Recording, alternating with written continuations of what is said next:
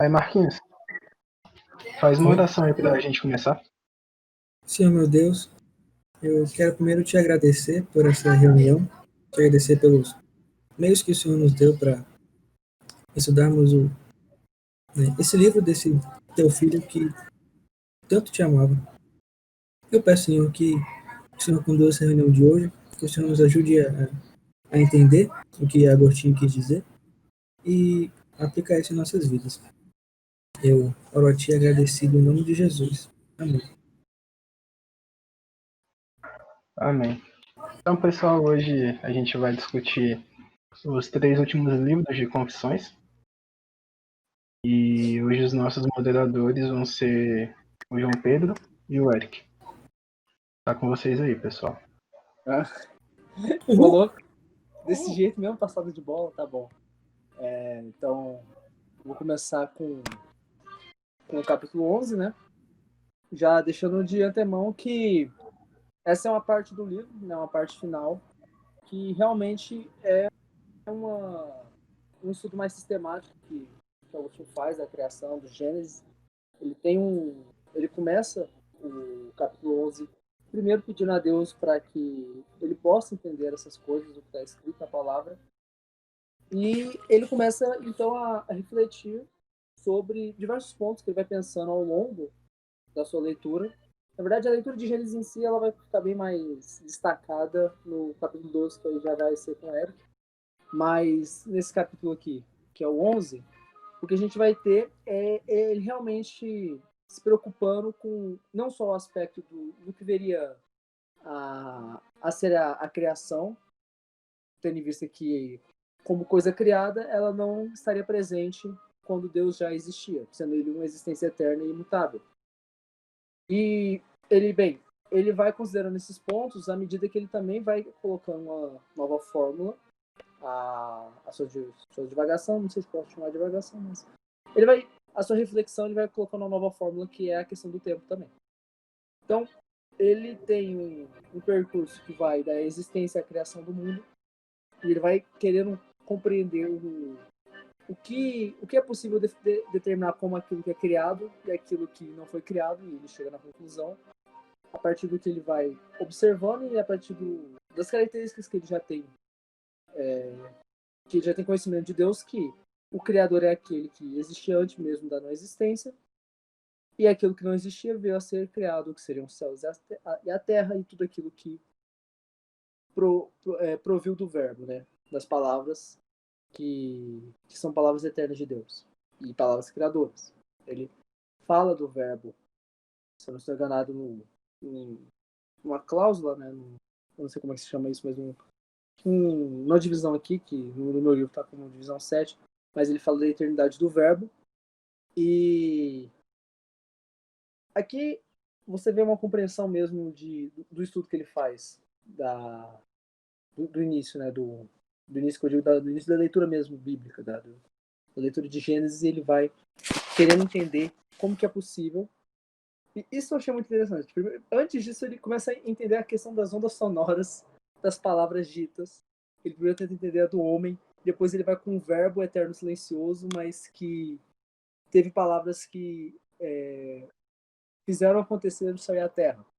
É algo que isso aqui talvez seja um comentário muito mais pessoal, mas que me deixa, digamos que, bem impressionado com você ler um raciocínio que é de uma pessoa de um contexto totalmente diferente do seu, contexto temporal, um contexto cultural e diversos outros fatores que não são os nossos fatores atuais de existência. A gente está na era contemporânea, e enquanto isso, Agostinho é um autor da Alta Idade Média, um autor praticamente romano, na verdade. Então, é muito interessante ver essas questões que ele vai levantando. Ele, óbvio, reafirma muitos pontos fundamentais. Ele fala da eternidade do verbo, que o verbo estava com Deus, Deus verbo. Que a gente vê a presença desse verbo na palavra do Evangelho.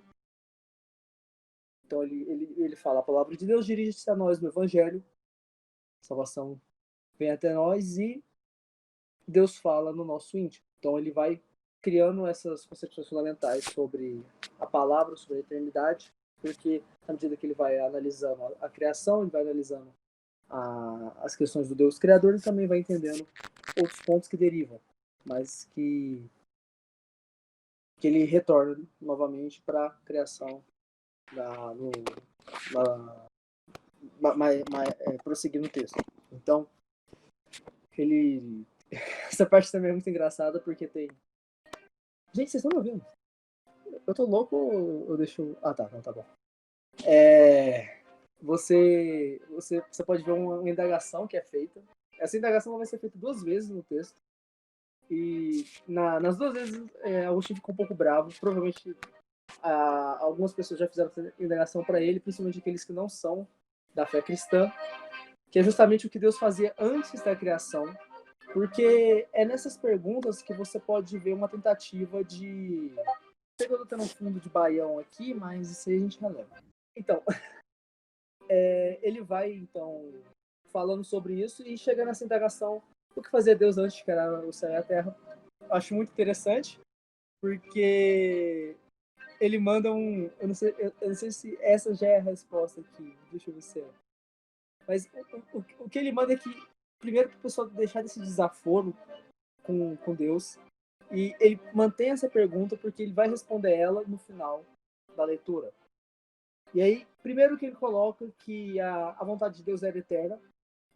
Só que era uma vontade eterna que a própria existência de Deus eram 2 coisas que estavam substancialmente ligadas, mas que também eram...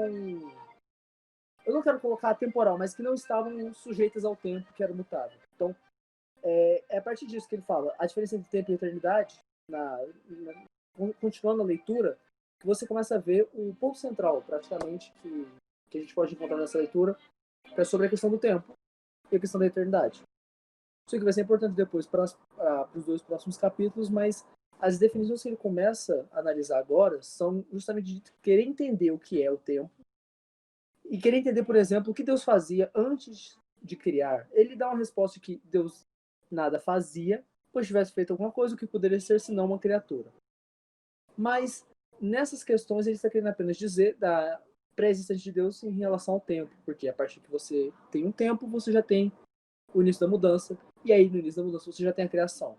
Então é essa linha que ele quer delimitar, que o Agostinho quer delimitar para continuar o seu argumento.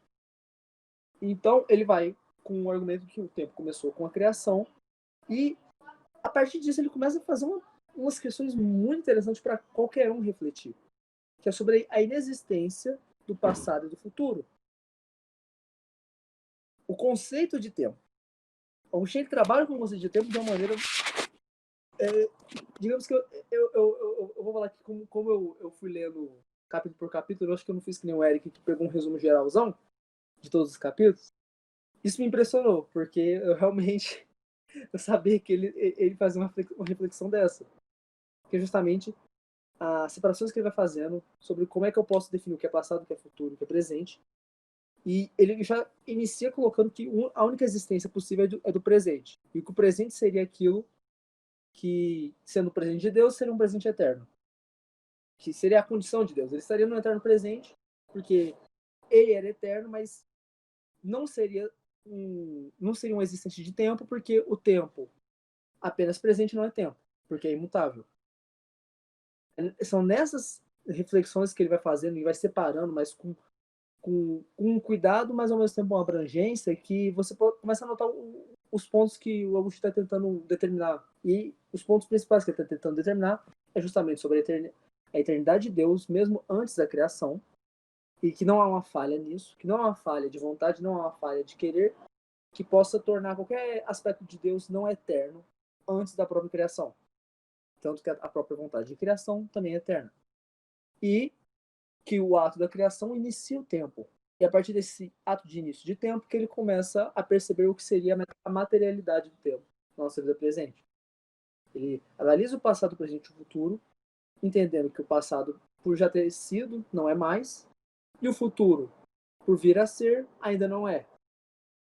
São nesses conceitos que ele faz do que já se passou e do devir que ele começa a analisar aos poucos, por exemplo, questões de medida, questões de duração, ele reflete sobre como que era feita a medição do tempo e se o que alguns falavam de logo que um astro se move e a gente está vendo a movimentação dele, isso seria o tempo, mas não seria. Ele coloca o tempo, eu acho isso muito interessante, que ele coloca o tempo numa categoria de existência imutável perante o presente e existência, mas que apenas pode vir a existir com a mutabilidade que vem do passado e do futuro. Então, ele entende que isso são todos aspectos mentais da própria impressão que esse fenômeno que vem depois da criação causa nele. Então, primeiro que ele coloca que existe sim a existência do passado e do futuro antes de fazer essa consideração. Ele ainda está em dúvida, porque como poderia existir algo que não existe, mas como poderia, por exemplo, haver a lembrança e haver aqui na profecia que ele fala de uma pré-determinação, uma pré-meditação, isso. Ele usa pré-meditação. Como poderia haver uma pré-meditação ou uma lembrança daquilo que não existe? Então, são questões importantes porque agora já entram no âmbito da espera, da expectativa, e entram no âmbito da memória, da experiência, certo? Então, ele começa a lidar com o que o ser humano tem de impressão em relação ao que ele vive no hoje, mas tendo, obviamente, uma carga de experiência e uma carga de expectativa, que irão ser entendidos como passado e futuro. É muito interessante isso, porque ele chega na conclusão que, inclusive, lapida mais essas palavras, porque ele muda o próprio entendimento dele em relação a como deveria se chamar. O Augustinho acredita que, após essas reflexões, ele deveria falar sobre presente, os fatos presentes do passado, não, os fatos do passado no presente, os fatos do presente no presente e os fatos do futuro no presente. Então, ele quer dizer o quê? Que é a partir do presente que ele pode entender, é a partir do presente que ele pode ter as impressões, porque aquilo que estava vindo já foi, e a impressão do presente sobre isso fez o futuro existir, e aquilo que já foi virou o passado, e agora o que já veio a ser o passado como existência. Eu sei que isso é muito confuso, dá para fazer muito rodeio apenas do jeito que eu estou falando. E no texto, realmente, ele vai quebrando a cabeça. Vocês podem ver uma constante, digamos que... Eu imagino que não é um ciclo, mas são muitas coisas que vão se auto-engolindo. Ele vai refletindo e vai parecendo que entra num loop. Mas, mesmo assim, ainda tem uma continuidade, ainda tem uma movimentação para frente. Ele ainda vai chegar num ponto, certo? Só que, vamos lá. Então, ele faz alguns outros tipos de reflexões, sempre tendo uma interlocução com Deus, pensando como que é possível isso. Ele mesmo pergunta sobre o mistério da profecia, porque é muito interessante saber que a gente tem um Senhor que esse sim sabe do futuro, mesmo o futuro não existir ainda. E a única forma disso é saber que Deus sabe disso e revela. E, bem, ele fala sobre essa questão da maneira imprópria do passado, presente e futuro, sobre as medidas que são possíveis serem feitas com o tempo. E é muito interessante ver o porquê que Agostinho ele pode ser sim. Óbvio que a gente está falando só do texto mais biográfico dele, mas ainda assim dá para ver todo o aspecto filosófico que ele tem, que ele carrega com si.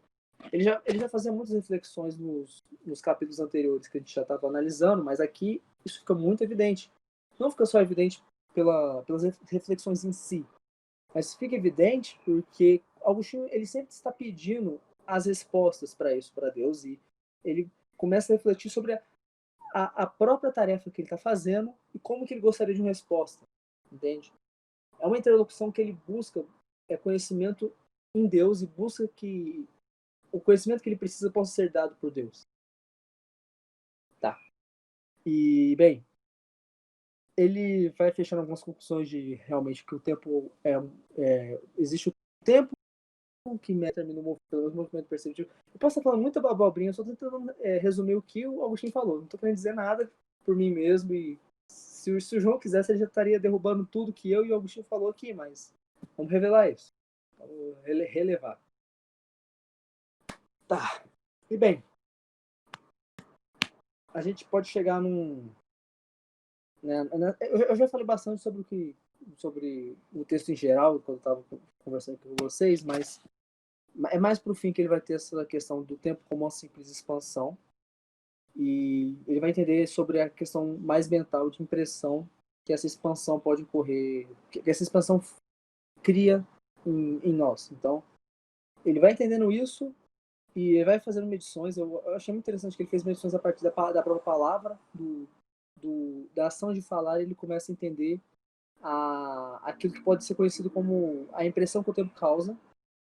Porque são a partir dessas reflexões que ele pode entender a expectativa do futuro, a atenção ao presente e a lembrança do passado, que são 3 fatores que ele coloca e que, como eu disse antes, fazem essa tríade de entendimento, mas que são todas voltadas para o presente, mas que ainda assim não é o presente eterno, que ele já, desde o início, colocou como presente de Deus.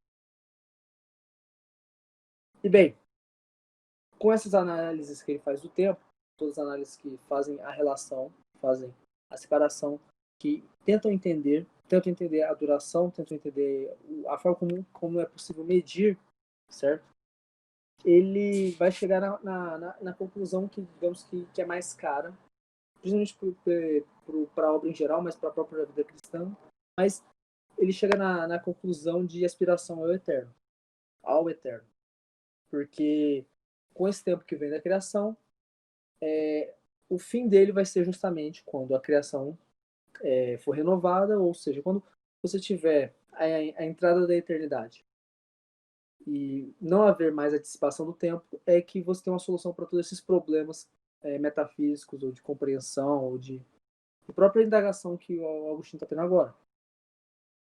Então, nos finais do texto, né, ele fala de novo sobre a inutilidade da pergunta: o que fazia Deus antes de criar o céu e a terra?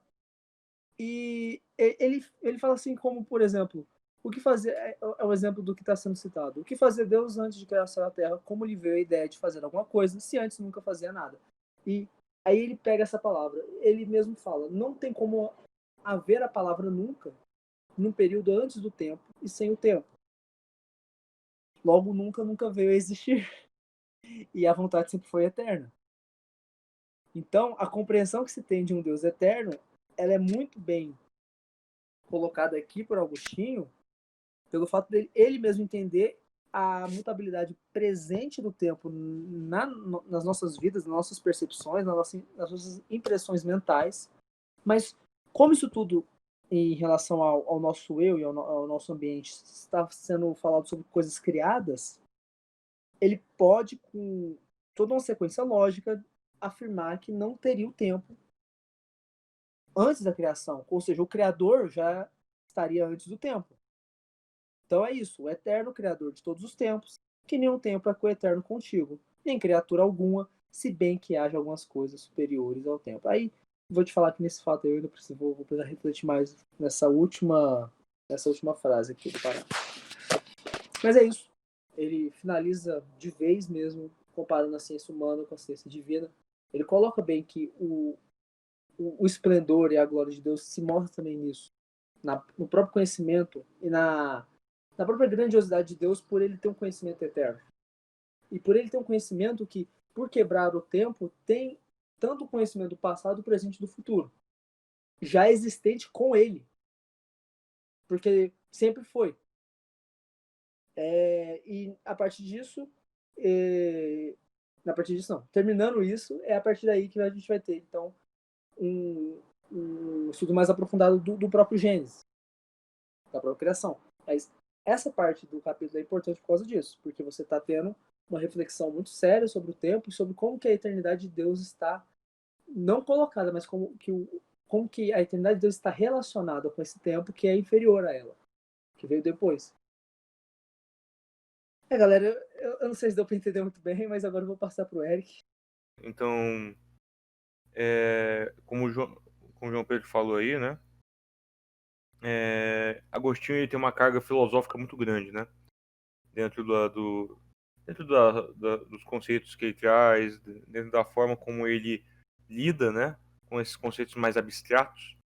E E bem, uma coisa que é interessante sobre o capítulo 12, quando o Agostinho começa a falar, ele pega essa base acerca do tempo e da eternidade, né, que o João Pedro trouxe, e ele discorre acerca do contraste, né, entre esses dois conceitos e como eles estão relacionados de forma platônica, né, aos conceitos de céu e de terra, né?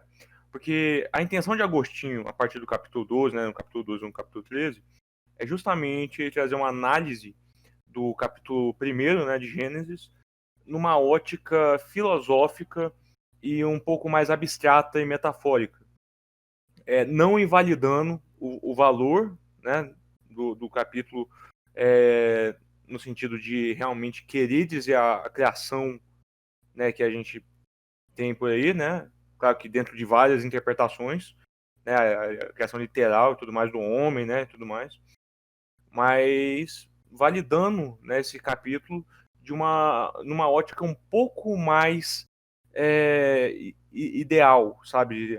De tipo trazendo isso para dentro do ser humano, né? Para dentro do que é a criação de Deus no interior, né? No espiritual, né? E é interessante porque quando ele vai tratar do céu e da terra, né? Ele sempre coloca esse contraste e o lance platônico, né, neoplatônico de Agostinho é bem presente, porque sempre que ele lança o mundo das ideias e o mundo material, né, e aqui não é diferente. O mundo das ideias para Agostinho é identificado com o céu e o mundo material é identificado com a terra. E isso é um conceito muito importante porque enquanto o mundo, né, o céu, né, o mundo das ideias, né, esse mundo celeste, ele é eterno e incorruptível, o mundo terreno, né, e o mundo material em si, ele é corruptível e ele é limitado, sabe, pelo tempo. Né, como o João Pedro mesmo explicou a questão dos conceitos de tempo e tudo mais. Então, a questão desse contraste é importante para nós compreendermos primeiro qual que é a natureza da criação de Deus, né? Porque né, quando Deus ele criou, perdão, gente, perdão. Porque se Deus ele criou o mundo do nada, né? Então esse nada que existia antes, ele de fato ele não tinha forma e ele não tinha aparência, sabe? Porque se nada existia antes de Deus, sabe? Quando a gente vê ali na descrição ali do capítulo 1º, né? De Gênesis, né? A gente vê que isso é descrito, né? Quando Deus ele cria, né? Os céus e a terra, né? Que ele cria tudo, né? Ele cria tanto essa parte que é eterna, né? Que está acima de tudo e que de certa forma é a morada de Deus, ela é eterna e inexplicavelmente, eu acho interessante esse ponto de Agostinho que ele fala que é como se ela se tornasse, né, ela fosse carregada junto com o Criador, né? Isso que tornaria ela eterna, né, como morada, né? Mas ela é tão criação, né, quanto a terra temporal, sabe? E isso que é um grande ponto interessante e que eu acho importante dizer, porque quando a gente pensa assim no mundo material, o que separa o mundo material, né, terreno, corruptível, temporal, do mundo celeste, né, do céu mesmo, né? O que separa os dois, né, principalmente, e mais que isso, o que separa a criação do Criador é o fato de que o Criador, ele é uma essência, né, uma substância em si mesmo. E a criação, ela jamais poderia ser dessa mesma substância, porque senão ela também seria Deus. Como o próprio João Pedro citou aí a questão do verbo, né? Quando Deus ele usa a palavra para criar, a palavra é a manifestação da própria pessoa do Filho, porque é uma palavra eterna, é o verbo. E essa palavra é substância com Deus, sabe? Ela é um só com Deus. Agora, no caso da terra, é algo separado de Deus. E sendo separado de Deus, não pode ter surgido da substância de Deus. Tem que ter surgido, como eu falei, do nada. Né? É a expressão ex nihilo, né? Que a gente escuta muito, né? Ou como está escrito em hebraico, né? No versículo primeiro, né? Do capítulo 1, a expressão bara, né? Que é criar. Significa literalmente criar do nada. Significa literalmente gerar algo do nada.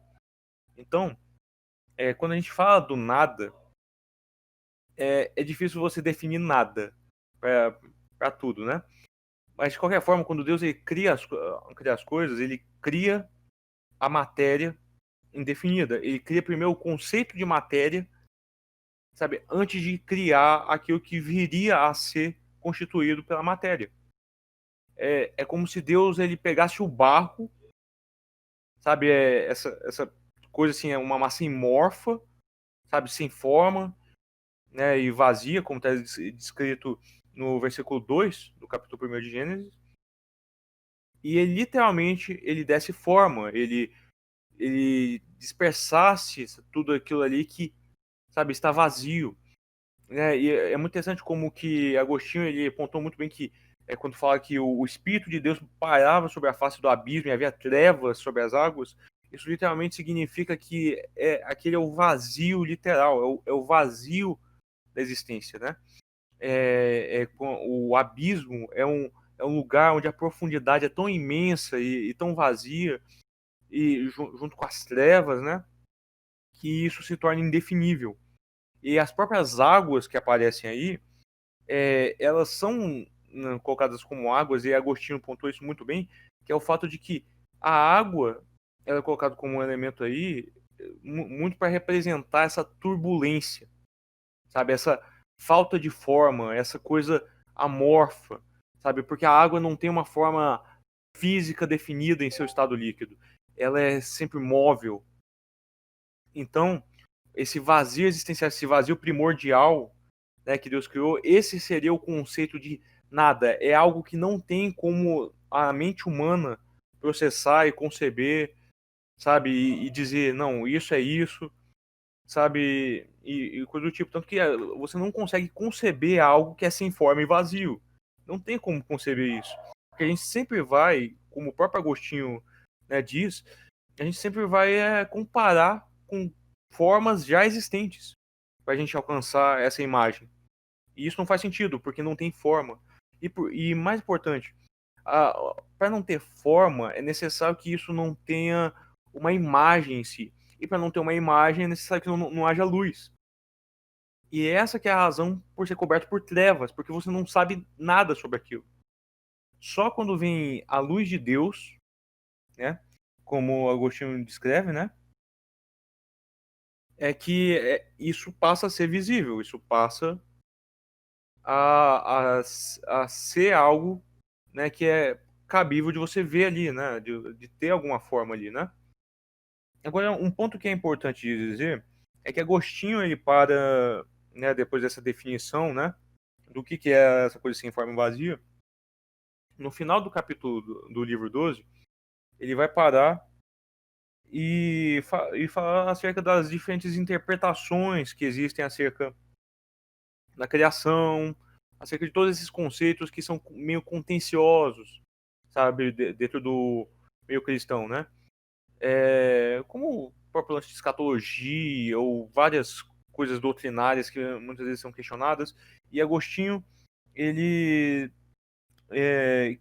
questiona isso, né, dizendo que caso essas coisas elas estejam sendo usadas para debochar e escarnecer de Deus, como o João Pedro até citou anteriormente, né, como a velha pergunta, né, o que Deus estava fazendo antes, né?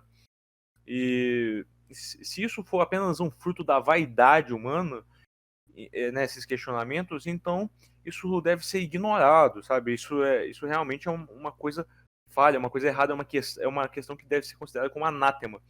Agora, se isso, por outro lado, se essa pergunta, se essa questão, sabe, se essas discussões em si, né, se esses questionamentos, né, eles estão ligados justamente com a questão do amor mútuo, com a questão da glória ao Senhor, com a questão de tentar alcançar a verdade de forma honesta, e isso não contradiz a natureza de Deus, não contradiz a essência das Escrituras de forma alguma, então isso pode ser algo que pode ser teorizado.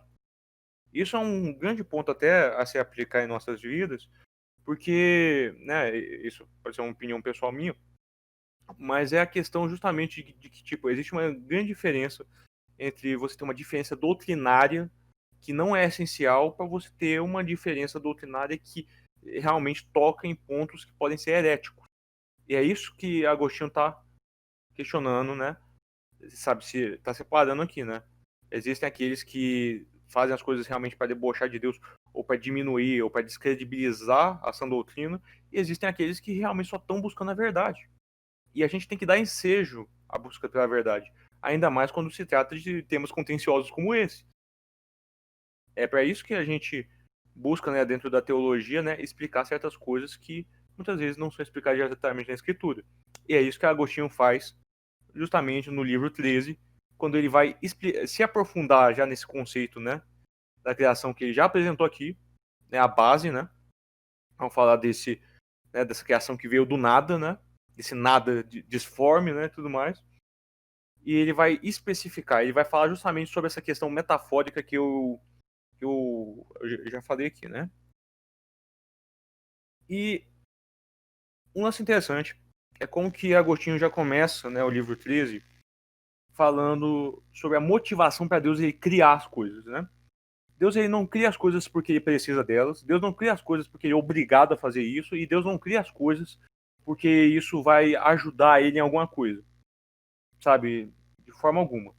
Deus cria todas as coisas pela mera e simples vontade livre e espontânea dele. Porque é Deus, sabe? Ele não é obrigado a nada, não é ninguém antes dele.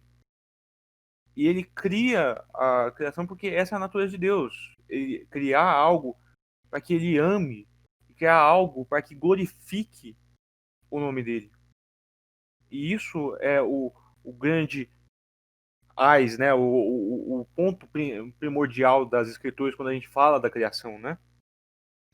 E é importante dizer que a criação, ao contrário desse Deus que não necessita dela, ela necessita 100% desse Deus.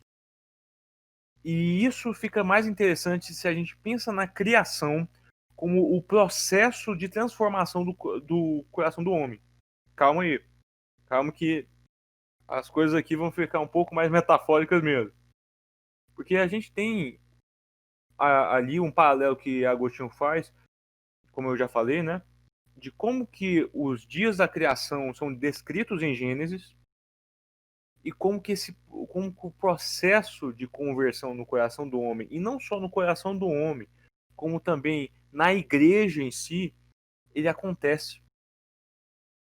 Isso é extremamente interessante porque demonstra dá uma luz, literalmente, nessa visão.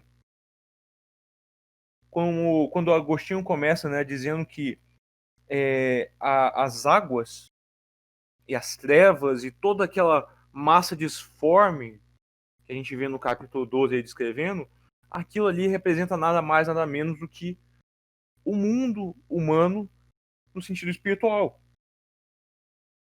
Ou seja, o mar, quando a gente pensa assim na água, ela é uma água contenciosa, ela é uma água cheia de guerra, de conflito, é uma água, entendeu, que, sabe, ela é variável, ela é volátil, sabe, porque não há nada para conter ela. E é interessante quando fala no versículo 2 do capítulo 1 de Gênesis, que fala que o Espírito de Deus parava sobre a água. Porque Agostinho vai, né, apontar uma luz de que a água ela serve tanto para nós submergirmos quanto para emergirmos. Essa que é a tendência dos corpos na água, ou eles submergem ou eles emergem. E esse é um ponto interessante, porque o Espírito de Deus ele está emergindo, ele não está só emergindo, ele está flutuando, porque Deus está acima das águas, ou seja, ele está acima, sabe, deste mundo, ele está acima, sabe, das contendas, dos pecados e problemas, e essa volatilidade, essa essa capacidade de se corromper que o mundo tem. Mas toda essa capacidade de corrupção do mundo, sabe, do mundo humano, ela é resultado justamente da mutabilidade do mundo. Porque existe tempo. E porque o mundo precisa de tempo para se desenvolver e para ser criado e para evoluir. Como o próprio João Pedro falou, para que algo, né, tipo, seja corruptível, para que algo nasça, cresça e morra, essa coisa tem que ter tempo.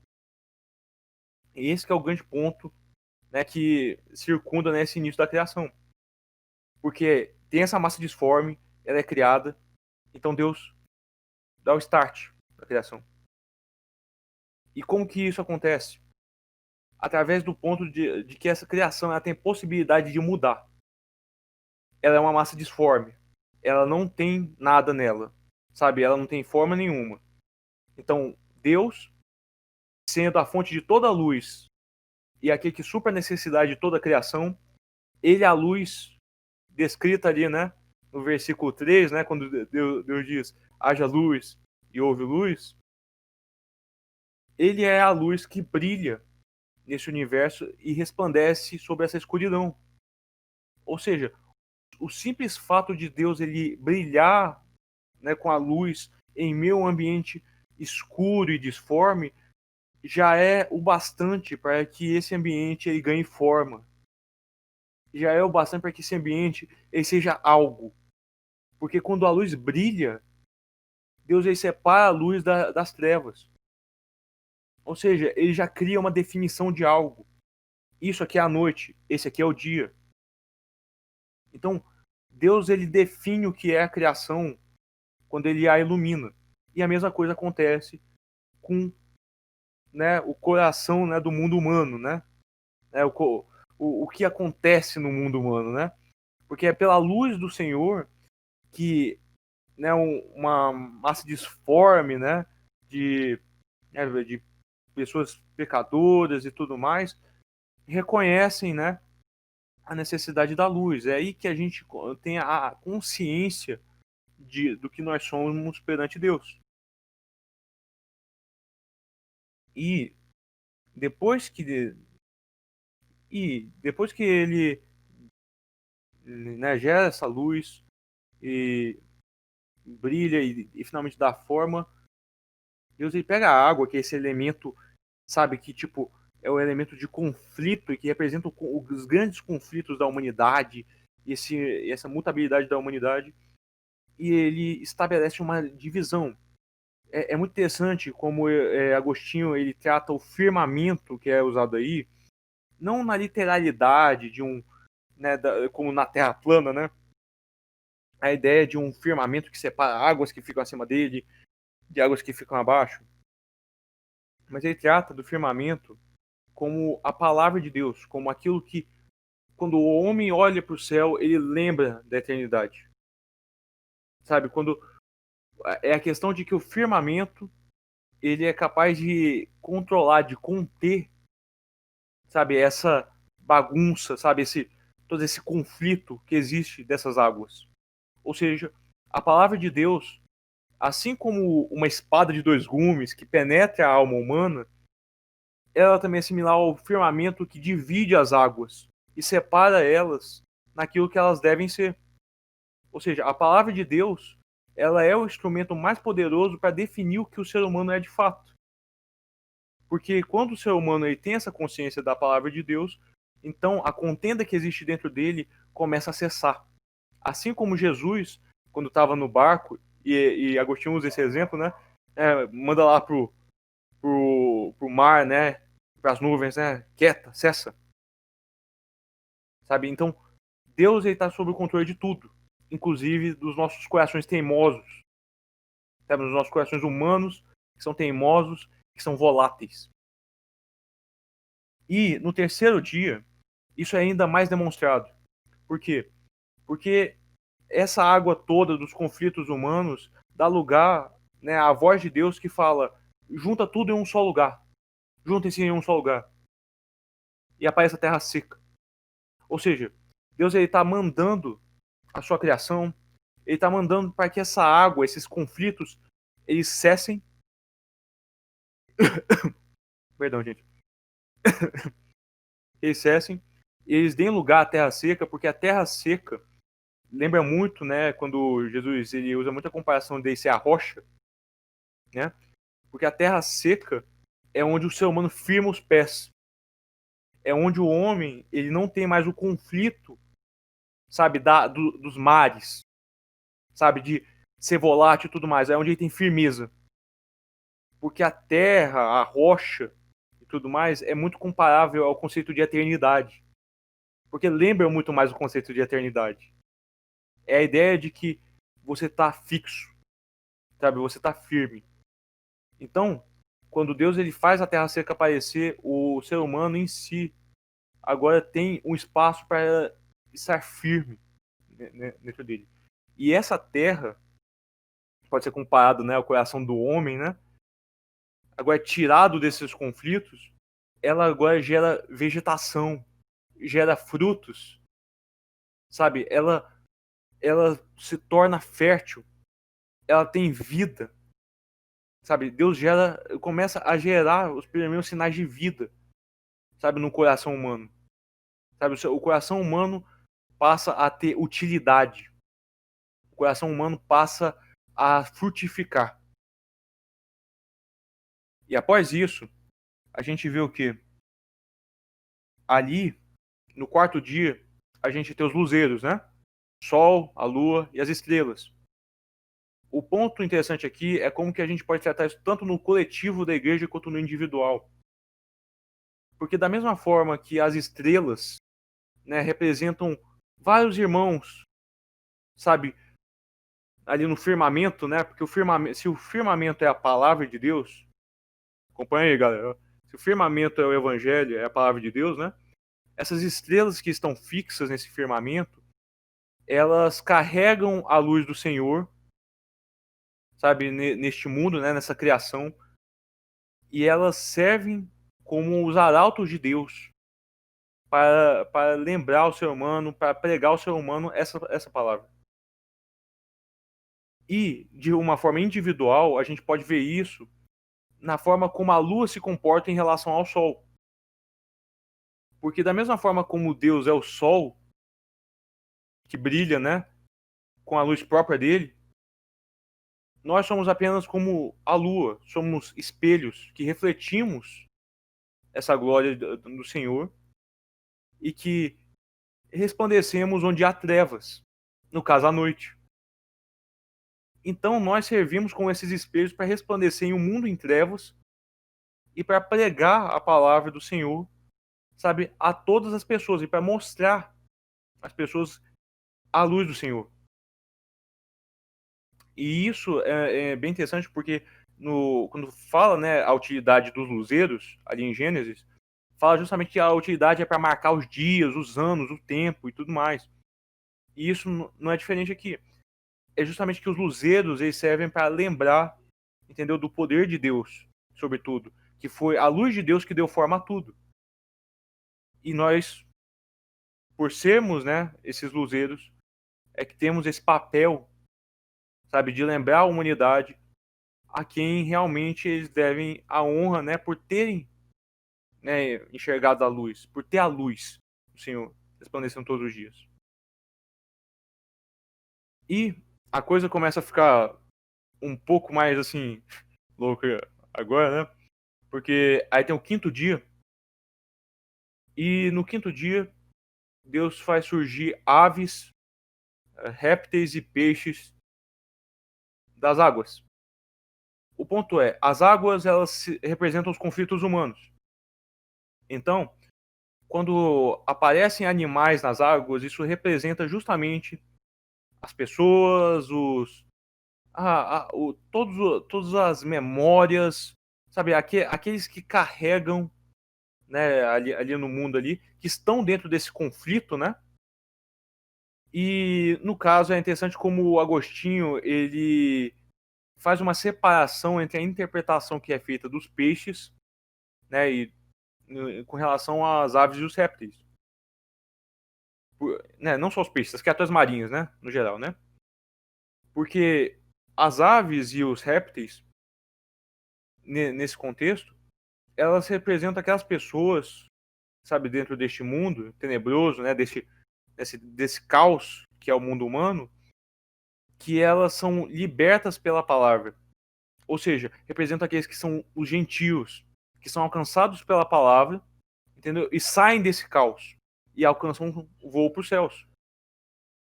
E um ponto que é importante aqui de mencionar é porque os répteis e as aves, apesar de eles terem surgido das águas, eles só se reproduzem e vivem na terra.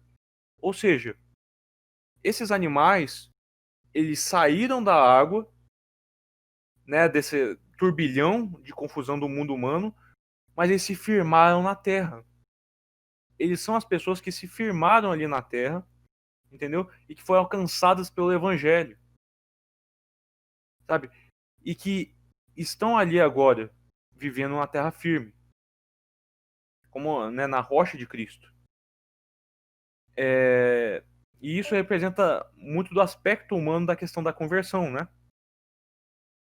Da questão até do batismo, né? Que o Agostinho fala, né? Que quando você sai das águas, né? Você vê a terra seca, né? Você tem uma nova vida, né? Enquanto que os peixes, os cetáceos, né? Esses animais aquáticos, eles representariam as pessoas que permanecem ali no mar e que podem ser de auxílio ao homem que vai surgir, né? Mas eles não saíram, sabe, desse turbilhão do mundo, sabe? Eles permanecem, são pessoas que estão no mundo, mas são usadas por Deus para ajudar as pessoas que estão na igreja, que já alcançaram, sabe, a terra firme. Beleza. E aí, no caso, quando esses animais, né, que representam justamente, né, aquelas pessoas que foram alcançadas pelo evangelho e que agora se encontram, né, auxiliando ali na vida, né, ali dentro, né, desse mundo humano, né, dessa mentalidade agora na terra firme, né, que representa de certa forma os irmãos da igreja, né, no sentido de que, digamos, é como se no nosso coração, sabe, essas coisas elas representassem, sabe, as coisas que a gente tem de mais importância, sabe, esses animais representassem as pessoas que a gente tem de mais importante, sabe, que no caso aqui é interpretado como sendo a igreja de Cristo, e não é diferente quando a gente expande isso para o sexto dia, né, que no sexto dia são criados animais terrestres daqueles que seriam aqueles que já estão na igreja. Então, os que vieram do mar se reúnem a esses que estão na terra, né, que estão na terra firme, e passam a habitar junto e serem co-auxiliares, né, ali da alma vivente que irá surgir. E aí que entra o escopo, né, o clímax, né, disso tudo, que é quando vem a criação do homem. Porque a criação do homem, para Agostinho, ali no Jardim do Éden, ela representa, né, dentro do coração humano, quando há o nascimento de um novo homem. Quando é dado ao ser humano a capacidade, né, ele é revestido novamente com a capacidade de livre-arbítrio, escolher entre o bem e o mal. Quando ele é revivido, né, dos seus pecados, quando é dado uma função a ele. Então, nesse sentido, a gente se torna mais a imagem e semelhança de Deus. Da mesma forma como Adão é descrito sendo moldado à imagem e semelhança de Deus. E quando é dito que o ser humano tem domínio sobre os animais ali da terra e as criações, isso representa o domínio que o ser humano tem agora sobre as coisas que habitam o coração dele. Tanto as coisas que estão no mundo, que são as coisas que estão no mar, quanto as coisas que estão na terra. São as coisas de Deus, mas que, né, como a própria igreja e tudo mais, mas que agora o ser humano tem domínio sobre isso em seu coração para saber o que é mais importante para ele. E Deus, ele garante a nutrição dessa nova alma e garante que essa alma vai se multiplicar. sabe? Vai crescer e multiplicar, ou seja, ela vai se tornar cada vez maior, sabe? Cada vez mais a gente se torna mais parecido com Deus, nesse sentido. E o final, a conclusão que eu acho genial é quando o Agostinho fala acerca do sábado, do 7º dia, onde ele fala que o descanso eterno, né, do homem é justamente quando o nosso trabalho na Terra estiver acabado.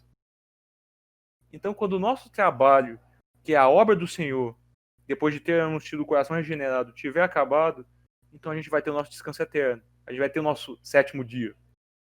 Né? E o mais importante que isso é quando, né, concluindo, é que Agostinho pontua que os únicos que são capazes de ver a maravilha disso, né, dentro da criação, são aqueles que não estão limitados pelas coisas deste mundo, pelas correntes deste mundo, como os maniqueus, que ele cita, mas são aqueles que têm a visão aberta, né, pelo Espírito Divino do Senhor, que passam a ver a luz e finalmente enxergam o que de fato a criação representa dentro do coração deles.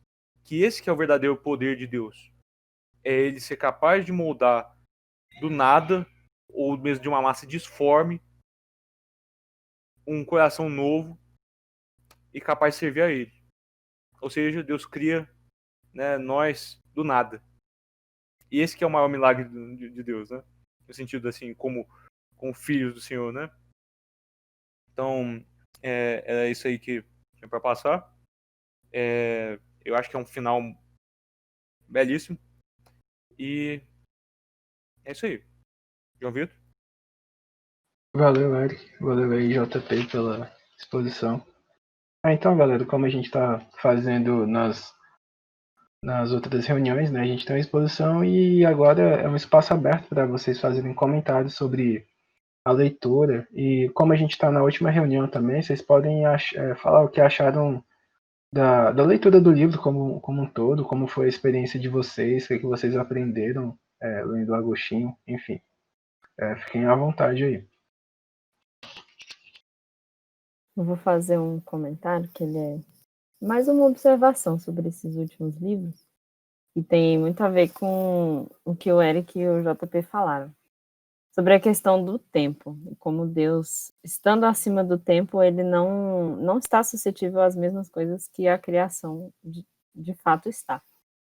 E aí, o Agostinho ele faz uma reflexão que eu fiquei pensando assim, nossa, será que se Agostinho tivesse conhecimento da ciência que a gente tem hoje, como será que seria essa reflexão dele? Eu fiquei pensando, a essência seria a mesma, né? Porque Deus continua sendo imutável, sempre foi, sempre será, sempre estará acima de toda a criação. Mas talvez o jeito em que o Agostinho argumentasse sobre isso fosse diferente. Sim, tem razão. Até porque a questão do tempo em si, ainda mais naquela época, era uma noção assim bem primitiva, né? E hoje a gente já tem uma noção totalmente diferente, né? Teve um carinha no século passado que revolucionou a física, né? Porque deu uma compreensão totalmente diferente sobre o tempo, né? Antes era algo mais absoluto, né? E hoje a gente vê que o tempo não é uma constante universal, né? Ele não é válido em todos os, digamos, referenciais, né? Mas eu acho que assim, talvez se o Agostinho vivesse nos dias de hoje, eu acho que a essência e a resposta talvez não mudaria. Talvez o processo de raciocínio dele fosse diferente, sim. Mas porque ele vai linkar muito a questão do tempo. Ele vai se perguntar o que é o tempo, né? E assim, de forma assim, bem resumida, ele vai falar que o tempo é a criação de Deus, né? Uhum. Tudo bem que hoje a gente não sabe muito bem o que é o tempo, né? Os físicos, eles também não sabem responder com tamanha precisão o que é o tempo. A gente consegue medir o que é o tempo, mas falar o que é o tempo já é outro assunto, né? Uhum. Mas enfim, eu acho que a pergunta que ele faria seria a mesma e eu acho que talvez ele conseguiria chegar na mesma conclusão, da mesma forma que ele chegou a, sei lá, uns 1.600 anos atrás, mais ou menos. Sim. Só queria comentar que o fato do tempo ser relativo só, na verdade, acentua, né, o argumento do Agostinho, né? Porque se o tempo é relativo, então significa que ele não é, né, tipo, imutável, né? Ele é muito menos imutável do que Deus, né? Nesse sentido, né? Não, além disso, é porque fica muito evidente que o Agostinho, a todo momento, ninguém tá me ouvindo. Ô, João Pedro, tua voz tá meio abafada. Ninguém tá me ouvindo, né? Não, eu sei. Agora tá melhor. Esse fone é incrível, mano. Mas só pra comentar, em cima de tudo, isso aí fez uma torta aqui, foi camada em cima de camada. É porque o Agostinho ele também foca muito na própria experiência humana com o tempo, né, gente? Então, tipo, ele faz um raciocínio muito simples e lógico, que é utilizar justamente das coisas criadas para entender algo que veio depois da criação. Veio a partir da criação, na verdade, né? Veio depois não, veio à medida que as coisas foram criadas por Deus, você tem a mutabilidade entrando e com o tempo a mutabilidade. Na verdade, o tempo ele é uma parte disso. Como o Eric acabou de apontar, não teria como, porque o antes disso era o imutável, o eterno. E o eterno não dá espaço para o tempo. Então, ele focar na parte humana, ou seja, na própria impressão sobre o que a mente humana faz, que é isso, a conclusão que ele chega é uma conclusão muito boa. Principalmente, por exemplo, para mim, ó, o João falou da área dele, que os físicos conseguem medir, mas eles não conseguem explicar tão bem. O historiador ele só consegue entender uma coisa, que o tempo passado ele é os fatos passados no tempo presente. E Agostinho chega nessa conclusão também.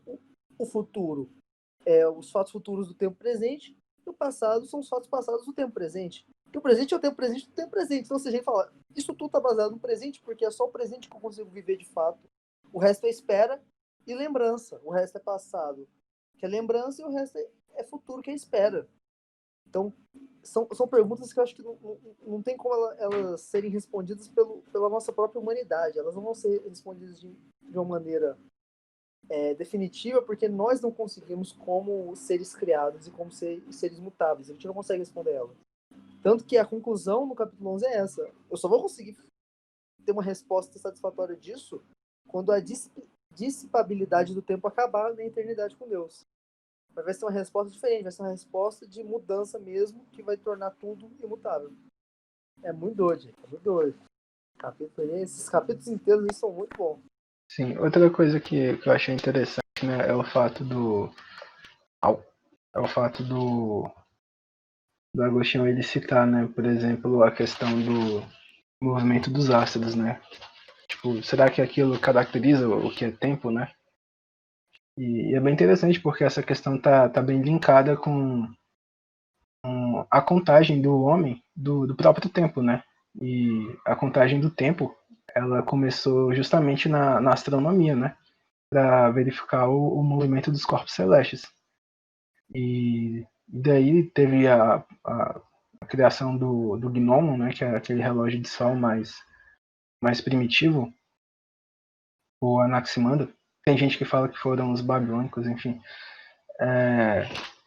E aí se usou da contagem do tempo, né, para fazer medições do dia, das estações, para saber qual é a época do ano que é melhor para o plantio, também para marcar a hora do dia, a hora do almoço, os dias que tem festividades religiosas, enfim. E assim ele faz esse link, né, com isso, né, porque ele quis dizer que isso não é o tempo em si, né, isso não é a resposta para o tempo, né, porque a própria raiz do que é tempo, né, tem origem, né, nessa contagem, mas ela não quer dizer que isso é o tempo. Enfim, a gente ainda tem o mesmo dilema hoje em dia, né? A gente ainda conta o tempo, mas ainda não sabe definir muito bem o que é o tempo. E aí, pessoal, vocês têm mais comentários? Pode ser sobre o resto do livro, não necessariamente sobre esses 3 últimos livros que a gente leu. Falar o que vocês aprenderam, o que vocês curtiram do livro, o que vocês não curtiram também. Ninguém? Então, vamos para as perguntas. Eric, você tá aí com as perguntas? Deixa eu ver. Tem que ser nessa ordem aqui mesmo, João? Ou pode variar? Pode variar. Você que sabe, você que manda aí. Ok, então eu vou começar, né? Baseando aí no livro do João Pereira, né? Para vocês, o que é a eternidade, né? Como é que vocês definem, né, a eternidade, né? Não dá nem tempo de pensar direito. Essa aí daí já Eternidade, foi eu pra vou, começar né? chutando a porta. Falar assim que eternidade é tudo o que o que não está suscetível a mudanças. Mas acho que não vai ser uma definição completa, mas não tem como explicar o que é eternidade, né? Eu concordo contigo. Acho que pela questão da gente ser um bando de criatura limitada, né? Que o próprio Agostinho ele fala muitas vezes, né, que a nossa percepção é como se a gente estivesse enxergando através de um vidro, né, que a gente não tivesse toda a compreensão total do que é a realidade em si, né. A gente tem esse mundo material aqui e, enfim, tem um mundo celestial também. E definir a eternidade que está além do escopo do que a gente vivencia aqui nesse universo, né? A gente vive num universo em 3 dimensões espaciais e uma dimensão temporal, e isso é inerente da própria criação e ela é diferente do que seria a eternidade, e tentar compreender a eternidade na condição que a gente está é uma tarefa bem difícil. É que a questão da eternidade, que eu só queria complementar aqui, que a questão da eternidade, que a eternidade, ela também é um conceito criado por Deus, o que dá a entender aqui em Agostinho, né? Ela também é criada por Deus, né? No sentido do céu, né? Que representa Sim. essa eternidade. Só que o céu não é Deus. O céu ainda não é Deus. Por mais que ele seja associado à eternidade, mas a questão dele ser eterno é mais ligada à questão de ele estar junto com Deus do que de ele ter isso dado por Deus. Porque isso é impossível. Porque senão ele seria Deus. Uhum. Porque ser eterno é um atributo inerentemente de Deus, né? E é por isso que a gente vai poder experimentar pelo menos existir pós a morte e existir uma vida eterna, mesmo que no início nós tenhamos sido seres não eternos, mas a resposta não para a pergunta, mas a resposta, digamos que perceptiva ou de experiência que a gente vai ter vai vir com a nossa vida futura após a morte, após o arrebatamento, após todas as coisas passarem. Então, é uma pergunta que a gente não sabe responder o que é, mas a gente pode ter pelo menos respostas mínimas talvez de como vai ser, baseando apenas nos livros de Apocalipse, talvez apenas nas promessas que a gente vê no Jorge de Mateus, mas a definição mesmo, que é uma definição complicada e que o Agostinho só usa mesmo para fazer uma separação. O Agostinho usa a definição de eternidade para contrastar as coisas e deixar bem claro o que ele quer limitar, mas ele não vai partir de uma definição que nem ele mesmo sabe. Então, é isso. Tem uns pontos que o Agostinho mesmo está admitindo que ele não sabe, gente. É algo muito interessante de ver, porque realmente ele não está trabalhando uma coisa assim. E até hoje não é. Então é isso que mais impressiona no texto também.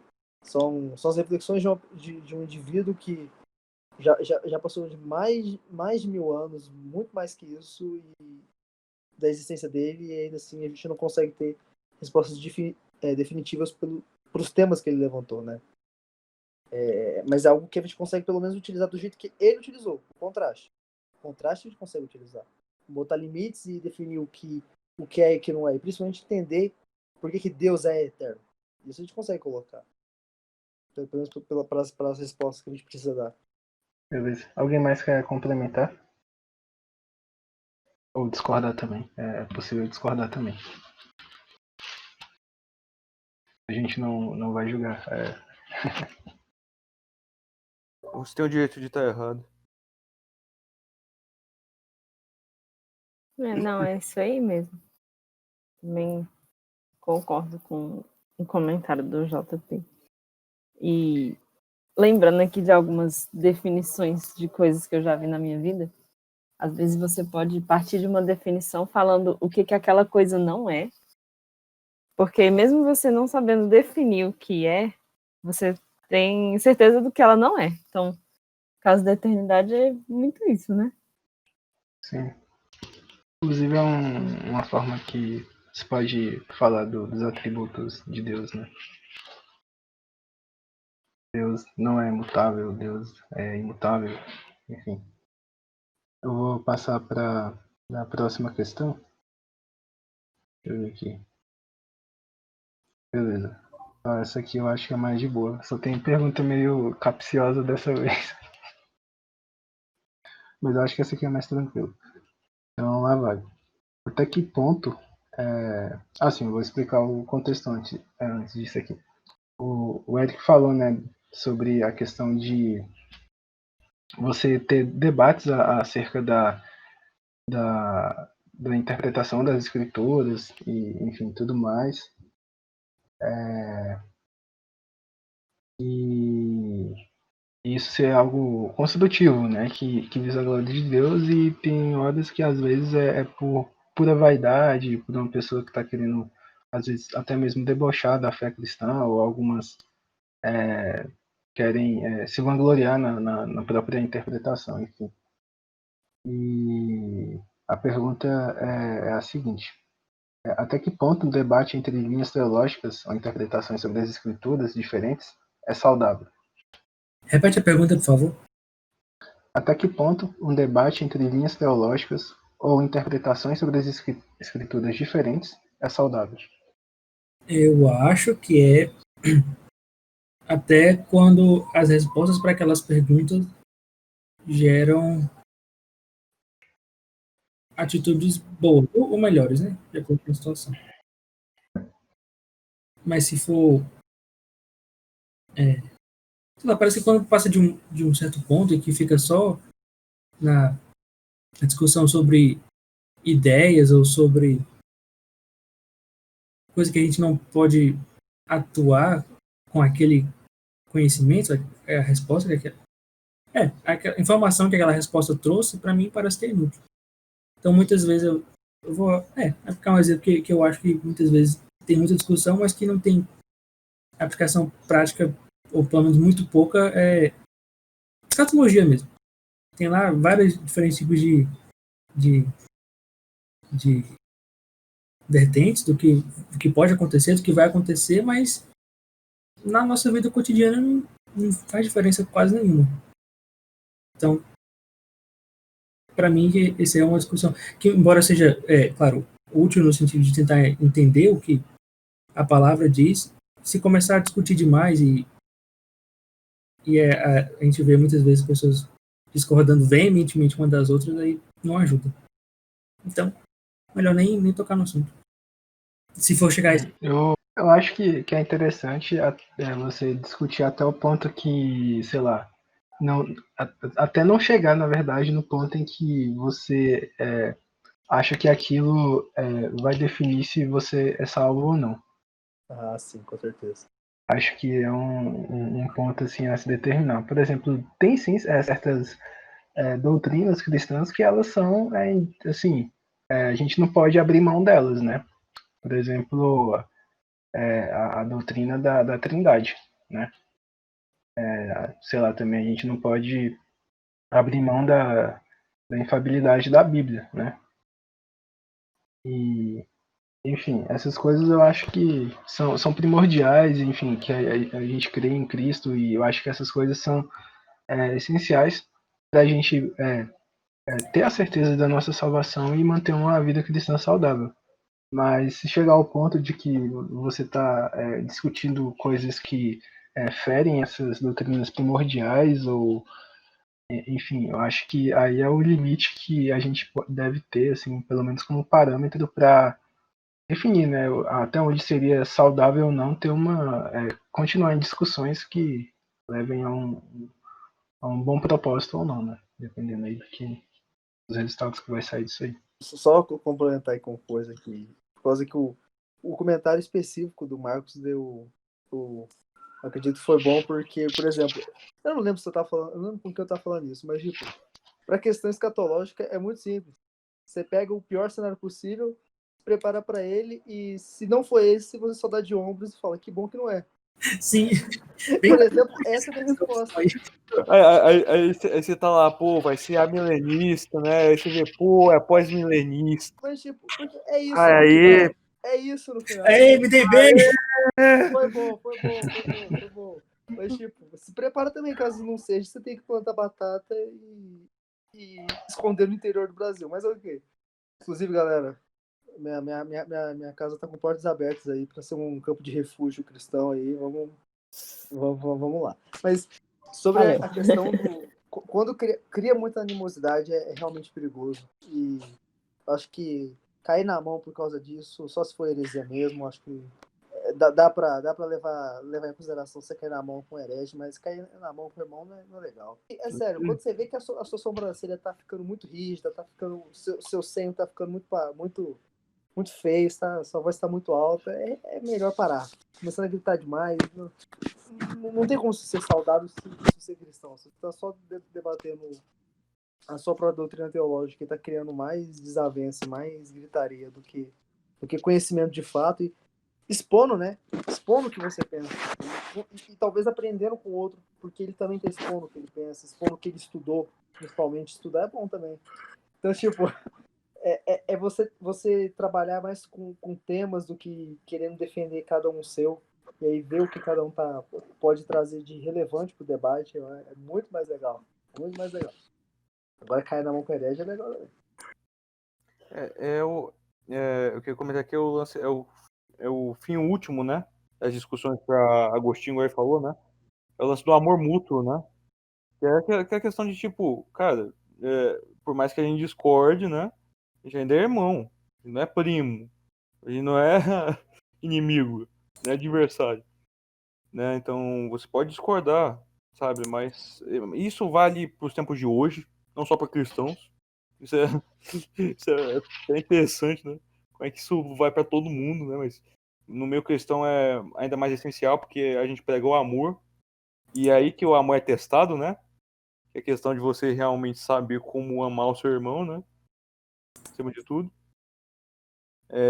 Mas sem deixar de falar a verdade, sem deixar de se expressar. É questão do equilíbrio, né? Mas uma coisa também que eu vejo muito tipo, são duas coisas, né? O que já foi falado aí é a questão de discutir sexo dos anjos, né? Que até é uma expressão tirada de discussão teológica, tá ligado? Pra dizer sobre discussão inútil. E sobre gente que discute essas coisas e geralmente tenta estabelecer, né, a visão dela como se fosse tipo a visão ortodoxa da coisa, né? As outras visões estão todas erradas, a minha tá certa. E é isso aí, vocês vão todos pro inferno. Entende? Tipo, essa mentalidade sectária. Eu não consigo entender isso, mas tem gente que tem isso, sabe? Em todos os meios. Não é só em meio heterodoxo, não é só, sabe, nas igrejas mais assim, tipo, sectárias do mundo. Tem igreja muito tradicional por aí que também tem isso aí também. Então, é bom a gente vigiar isso aí sempre. Beleza. Alguém mais quer complementar? É isso aí, galera. Muito obrigado aí por participarem do Clube do Livro. Espero que as reuniões tenham sido muito boas e edificantes para vocês, que vocês tenham aprendido com esse livro de Agostinho. E para quem ainda não tinha lido, espero que seja uma porta de entrada aí para se aprofundar um pouco mais no pensamento agostiniano, que seja inspiração para ler outras obras dele, como eu também espero ler. E é isso, pessoal. A gente vai encerrar então o Clube do Livro desse semestre virtual, né? Primeiro semestre virtual que a gente teve na vida. É isso aí, galerinha. Deixa eu ver aqui. Eline, você pode orar para a gente encerrar? Senhor, meu Deus, meu Pai, nós estamos aqui te agradecendo por mais uma reunião do Clube do Livro e por mais um encerramento de semestre que nós temos agora.